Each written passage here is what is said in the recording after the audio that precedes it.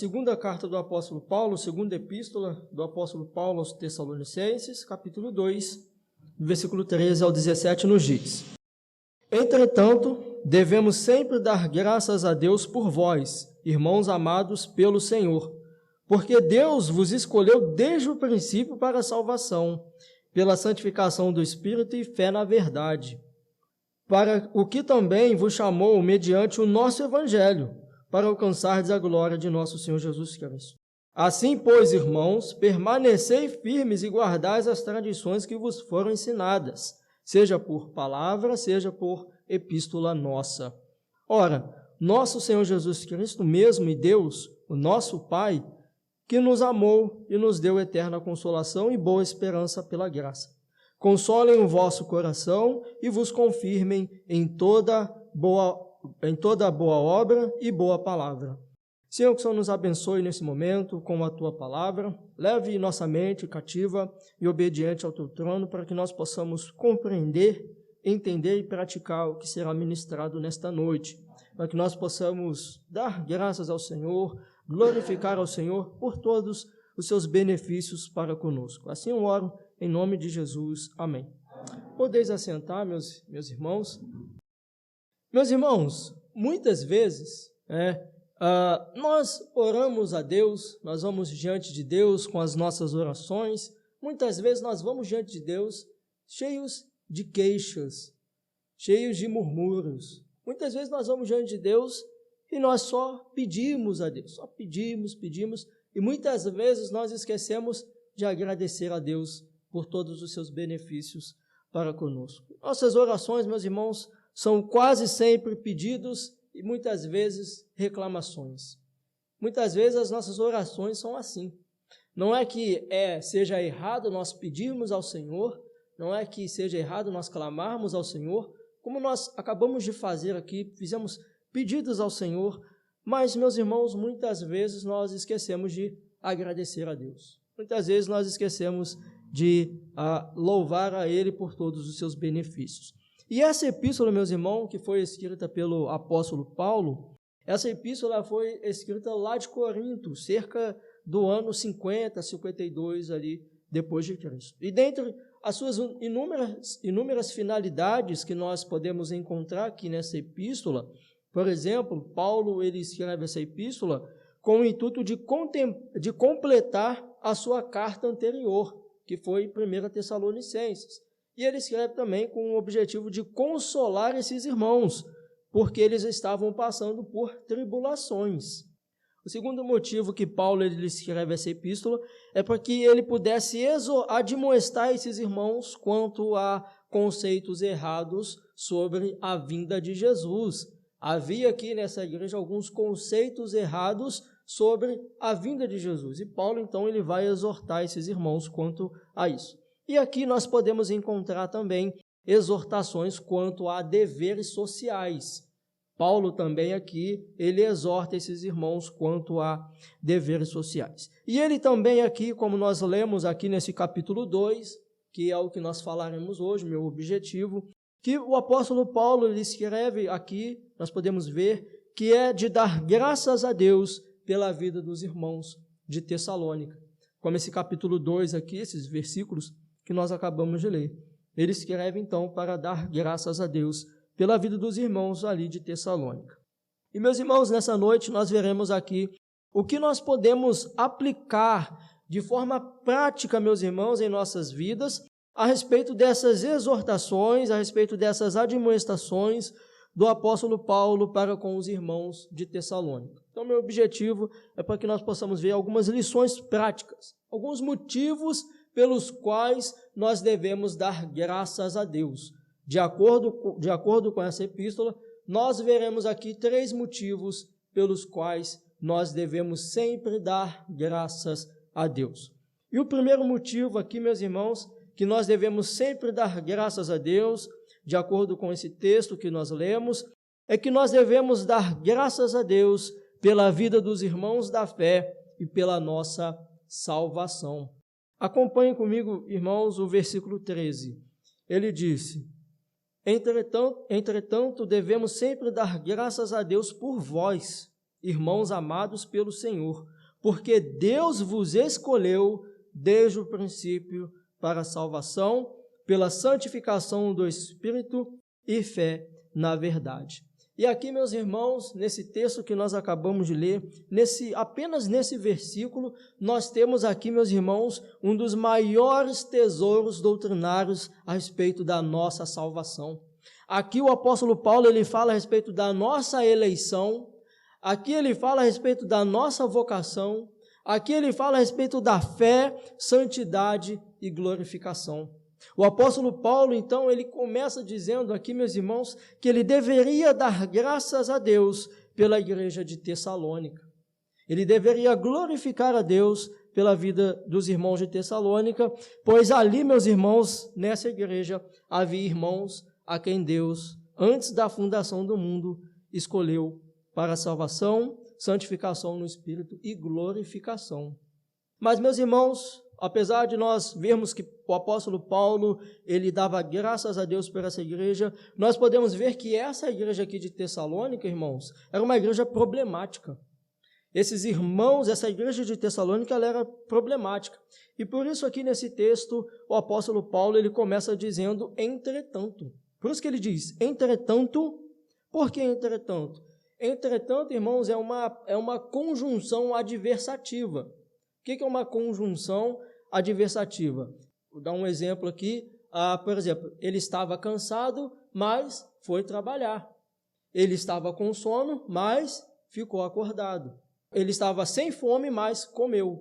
Então, isso é uma conjunção adversativa. E qual, meus irmãos, qual é o ponto do apóstolo Paulo aqui, quando ele diz entretanto? O contraponto aqui, meus irmãos, do apóstolo Paulo, quando ele diz, entretanto, que apesar dessa igreja ser uma igreja problemática, e quais eram os problemas aqui dessa igreja? Acompanhe comigo. Veja aí o capítulo 2, versículo 1 e 2. Veja aqui, meus irmãos, o primeiro problema dessa igreja. Capítulo 2, versículo 1. Irmãos, no que diz respeito à vinda de nosso Senhor Jesus Cristo e à nossa reunião com Ele, nós vos exortamos, e que não vos demovais da vossa mente com facilidade, nem vos perturbeis, quer por espírito, quer por palavra, quer por epístola, como se procedesse de nós, supondo tendo chegado o dia do Senhor. Então, o primeiro problema aqui dessa igreja é um problema de inconstância. Por isso que o apóstolo Paulo ele diz, não vos demovais, né? Demovais é não renuncie. E o segundo problema aqui dessa igreja, meus irmãos de Tessalônica, era um problema doutrinário. Continue acompanhando comigo o capítulo 2, o versículo 3. Ninguém de nenhum modo vos engane, porque isto não acontecerá sem que primeiro venha a apostasia e seja revelado o homem da iniquidade, o filho da perdição. Veja o versículo 4. O qual se opõe e se levanta contra tudo o que se chama Deus, ou é objeto de culto, a ponto de assentar-se no santuário de Deus, ostentando-se como se fosse o próprio Deus. Então veja, o segundo problema aqui dessa igreja, meus irmãos, era um problema doutrinário. Ou seja, estava havendo ensinamentos errados de que Jesus estava prestes a chegar. É um problema escatológico. Né? Nós chamamos na teologia de escatologia. Né? Era um problema escatológico a respeito da vinda de Jesus. Algumas cartas, algumas falsas epístolas estavam circulando dizendo que a hora do Senhor já havia chegado. Algumas falsas epístolas com alguns falsos ensinamentos estavam dizendo, o dia do Senhor já chegou. Por isso nós vamos ver aqui o terceiro problema aqui dessa igreja, é que era uma igreja desordenada. Veja aí comigo o capítulo 3, o versículo 6. Capítulo 3, versículo 6. Nós vos ordenamos, irmãos, em nome do nosso Senhor Jesus Cristo, que vos aparteis de todo irmão que ande desordenadamente e não segundo a tradição que de nós recebestes. Então veja que essa era uma igreja desordenada. Por conta desse falso ensinamento de que Jesus já havia voltado, alguns irmãos estavam abandonando os seus trabalhos. Veja aí comigo o versículo 10. Capítulo 3, versículo 10. Porque quando ainda convosco vos ordenamos isso, se alguém não quer trabalhar, também não coma. Então alguns irmãos, pensando que o dia do Senhor já havia chegado, não queriam trabalhar. pensando, por causa desse ensinamento errado, pensando que o dia do Senhor já havia chegado, não queria trabalhar, queria viver às custas dos outros. Então veja, meus irmãos, que essa igreja era uma igreja inconstante, era uma igreja com problema doutrinário, problema escatológico seríssimo a respeito da vinda do nosso Senhor Jesus, e era uma igreja também desordenada. Mas apesar disso tudo, meus irmãos, esse é o contraponto do apóstolo Paulo aqui. Entretanto, devemos sempre dar graças a Deus por vós. Apesar dela ser uma igreja problemática, apesar de ser uma igreja com inconstância, com problemas doutrinários, uma igreja desordenada, o apóstolo Paulo dava graças a Deus por esses irmãos. O apóstolo Paulo, ele louvava a Deus pela vida desses irmãos. E ele entendia isso, que ele deveria dar graças a Deus por eles. E por vezes, meus irmãos, nós temos a falsa ideia, a falsa sensação de que a igreja aqui do Novo Testamento era uma igreja perfeita, era uma igreja que não tinha problemas. Há até quem diga que diz assim, seria tão bom se nós voltássemos a ser como a igreja do Novo Testamento. Sim, nós devemos ser como a igreja do Novo Testamento, mas a igreja do Novo Testamento ela também tinha os seus problemas. Nós poderíamos aqui citar vários. Por exemplo, por que os diáconos eles foram instituídos? Porque estava havendo problema na distribuição. Por que Paulo ele escreve a carta aos Coríntios? Para resolver problemas na ceia. Problemas de distribuição nas ceias. Alguns irmãos comiam antes de outros irmãos comiam apressadamente, enchiam a barriga. Então, nós podemos tirar vários exemplos aqui que a igreja do Novo Testamento não era uma igreja perfeita. A igreja do Novo Testamento, ela tinha os seus problemas. E, meus irmãos, há quem fique buscando uma igreja perfeita para ser membro. Há quem fique buscando uma igreja e usa até uma longa lista de perfeição, né? A igreja é perfeita, ela tem que ter isso, ela tem que ter aquilo, ela tem que ter aquilo lá, e usa uma longa lista de perfeição. Os irmãos provavelmente já ouviram alguém dizer que não vai à igreja porque na igreja tem muitos problemas. Então, tem gente que fica buscando uma igreja perfeita para ser membro. Essas pessoas, meus irmãos, que ficam buscando uma igreja perfeita, com toda certeza passaria longe dessa igreja de Tessalônica. Não seria membro de forma nenhuma dessa igreja de Tessalônica. Portanto, meus irmãos, eu aplico dizendo que devemos aprender, meus irmãos, a dar graças a Deus pela nossa igreja e pelos nossos irmãos. Devemos, meus irmãos, apesar dos defeitos e dos problemas, entenda que eu não quero dizer aqui que nós devemos fingir que os problemas não existam. Não é isso. Nós não devemos fechar os olhos e fingir que os problemas não existam, mas devemos sempre buscar, com a ajuda de Deus, o aperfeiçoamento como membros de um só corpo. Devemos sempre buscar, com a ajuda de Deus, a orientação de Deus, o aperfeiçoamento como membros. E será, meus irmãos, que temos orado e temos dado graças a Deus pela vida dos nossos irmãos, assim como o apóstolo Paulo diz, devemos sempre dar graças a Deus por vós, irmãos amados pelo Senhor. Ou será, meus irmãos, que nós temos apenas criticado?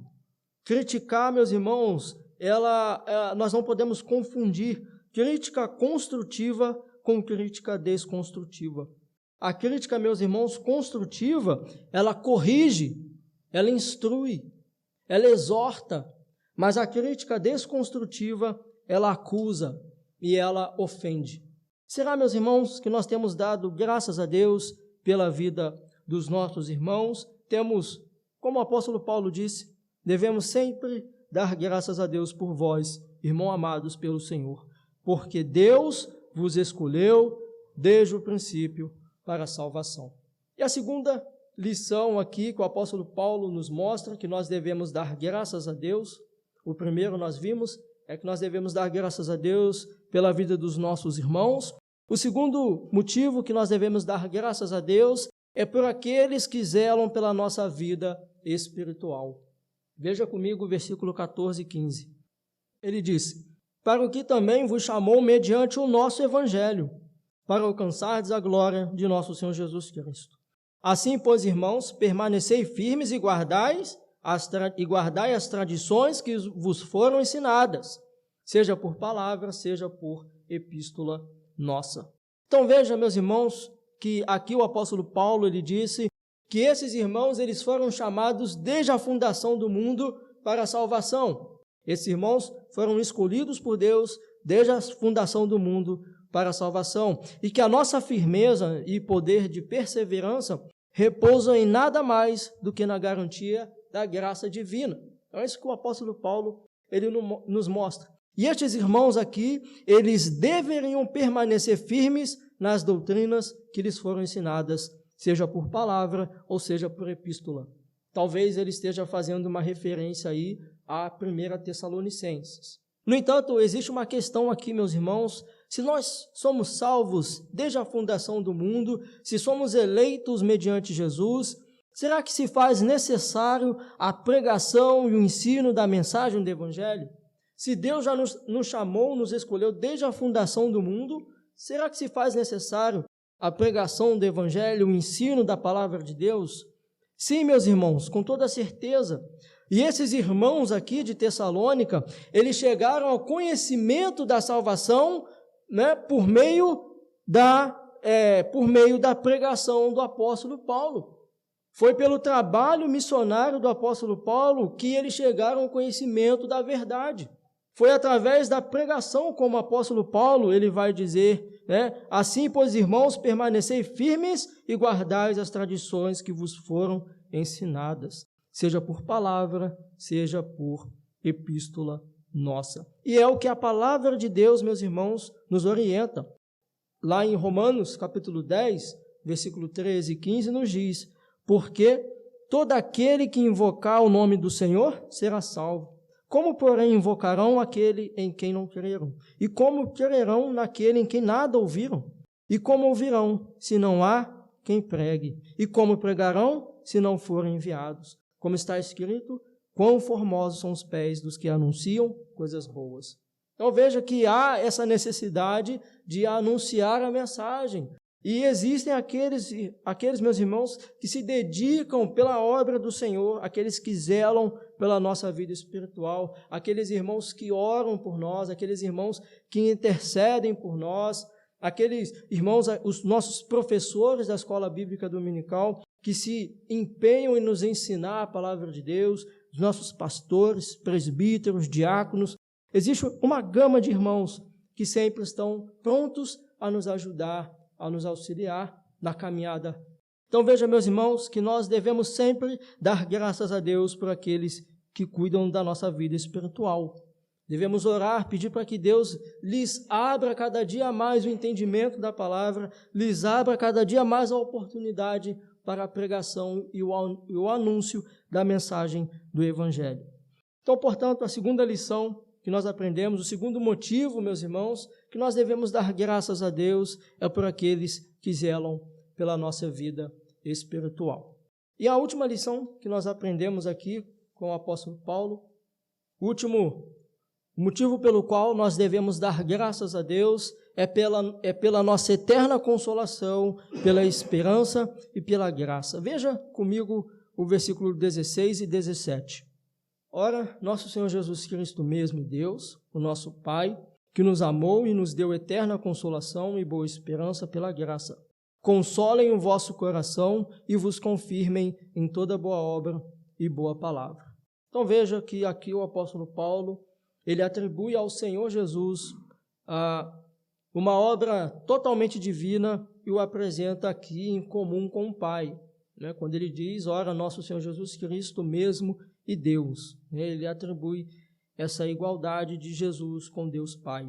E ele apresenta aqui que Jesus, meus irmãos, é Ele quem é o autor das maiores bênçãos. É Jesus quem é o autor das maiores bênçãos. E essas bênçãos aqui é o amor, é a eterna consolação e a boa esperança pela graça. Então, Paulo, aqui, meus irmãos, ele deixa claro que, apesar das tradições que lhes foram ensinadas, fosse por palavras aqui, como nós lemos aqui nos versículos anteriores, ou por epístola, é o Senhor Jesus, meus irmãos, quem transforma interiormente o homem.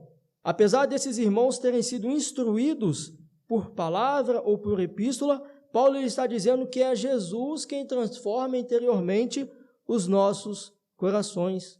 É o Senhor quem nos confirma em toda boa obra. Veja, por exemplo, João capítulo 15, versículo 16, vai nos dizer que não foste vós que escolhestes a mim, mas fui eu que vos escolhi a vós outros e vos designei para que vades e deis frutos e o vosso fruto permaneça. Então, é o Senhor que nos confirma nessa chamada. Apesar que, como nós acabamos de ler, de falar a respeito dos professores da escola bíblica dominical, dos pastores, é o Senhor quem nos confirma, é o Senhor quem garante a nossa salvação. Mas, meus irmãos, quando foi que Deus nos amou e nos deu eterna consolação e boa esperança, como o apóstolo Paulo, ele nos diz aqui no finalzinho do versículo 16, que nos amou e nos deu eterna consolação e boa esperança pela graça. Quando que foi que o Senhor, então, ele nos amou e nos deu eterna consolação? Quando, meus irmãos, ele enviou seu Filho unigênito ao mundo para morrer em favor dos nossos pecados. 1 João, capítulo 4, versículo 10, o versículo 10 diz, né? Nisto consiste o amor, não em que nós tenhamos amado a Deus, mas em que Ele nos amou e enviou seu Filho como propiciação pelos nossos pecados. E o versículo 19 diz, nós o amamos porque Ele nos amou primeiro. Então, Deus, Ele nos deu, meus irmãos, aqui essa eterna consolação e boa esperança quando Ele enviou o seu Filho para morrer pelos nossos pecados. Apesar de, desde a fundação do mundo, sermos eleitos, isso se concretizou na vinda do Filho unigênito. Isso foi uma realidade em nossas vidas quando o Filho unigênito, ele morreu na cruz do Calvário. Isso passou a se tornar realidade, então, em nossas vidas. Então, quando o Filho, ele vem, ele nos deu essa eterna consolação e boa esperança. Apesar de ser uma igreja eleita, chamada desde a fundação do mundo, era uma igreja, meus irmãos, que passava por dificuldades. Nós acabamos de ver que o apóstolo Paulo diz que esses irmãos, eles eram eleitos, eles foram chamados por Deus pela eterna consolação e boa esperança, mas era uma igreja que passava por dificuldades. Era uma igreja que passava por aflições. E assim, meus irmãos, nós não estamos isentos de passar por isso. Às vezes nós pensamos que agora nós somos crentes, né? Nós somos agora o povo de Deus, nós não vamos ter nenhum tipo de problema. E por muito tempo tem sido pregado esse evangelho falso, esse evangelho açúcar, em que eles dizem que todos os seus problemas vão acabar assim que você aceitar Jesus. Todos os seus problemas serão resolvidos. E não é bem assim, meus irmãos. E nós vimos que aqui, apesar desses irmãos de Tessalônica terem sido chamados desde a fundação do mundo, era uma igreja que passava por dificuldades, era uma igreja que passava por aflições. E talvez, meus irmãos, essa seja a nossa situação nesse momento. Talvez nós estamos passando por aflições nesse momento, dificuldades. Talvez estamos passando por perseguições, por uma doença na família, talvez um desânimo, talvez nós temos tido temores, incertezas, talvez uma morte na família, um parente na família, talvez, meus irmãos, problema financeiro, talvez um problema psicológico. Nós estamos suscetíveis a passar por todos os tipos de problemas. Mas, meus irmãos, assim como o apóstolo Paulo, ele exortou esses irmãos, eu os exorto nessa noite também. Devemos crer que maior é aquele que está conosco do que aquele que está no mundo. Devemos acreditar nessa eterna consolação e nessa boa esperança. Assim, meus irmãos, como ele exorta esses irmãos, dizendo que esses nossos problemas, essas nossas aflições, meus irmãos, elas são passageiras, elas são temporárias, elas não duram para sempre, elas são transitórias, mas a nossa salvação, ela é eterna. A nossa salvação, ela não terá fim. E existe uma das maiores promessas na Bíblia, meus irmãos. O apóstolo Paulo, ele mesmo diz, quem irá nos separar do amor de Cristo? Será tribulação, ou angústia, ou perseguição, ou fome, ou nudez, ou perigo, ou espada? Como está escrito, por amor de ti somos entregues à morte o dia todo. Fomos considerados como ovelhas para o matadouro. Mas em todas essas coisas, porém, somos mais que vencedores por meio daquele que nos amou. Então, essa deve ser a nossa maior esperança, meus irmãos, que apesar das nossas aflições, das nossas dificuldades, nós devemos sempre dar graças a Deus pela nossa eterna consolação, pela esperança e pela graça do nosso Senhor. Que nós possamos, meus irmãos, nesse momento receber essa consolação do Senhor em nossos corações, em nossos lares, que nós possamos receber essa consolação do Senhor. E eu concluo dizendo, meus irmãos, que nós entraremos em mais um ano, assim, permitindo Deus, que nesse ano, meus irmãos, que virá, que nós possamos agradecer mais a Deus e ter um espírito de gratidão e de louvor ao Senhor por todos os seus benefícios para conosco. Que nós possamos o louvar, o agradecer pela nossa eterna salvação em Jesus, pela consolação que Ele nos dá, pelo fôlego de vida, meus irmãos, pela nossa família, pelo nosso emprego, pelas oportunidades que Ele nos dá, pelos livramentos que são muitos, que nós possamos agradecer a Deus pelos irmãos da fé, que nós possamos agradecer a Deus pelos nossos pastores, por aqueles que zelam pela nossa vida espiritual, por aqueles que se preocupam em transmitir a verdadeira e fiel palavra do Senhor, que nós possamos orar e agradecer a Deus por esses irmãos. Que possamos, meus irmãos, ter uma vida que expresse gratidão e louvor para com todos os benefícios do Senhor para conosco. Amém?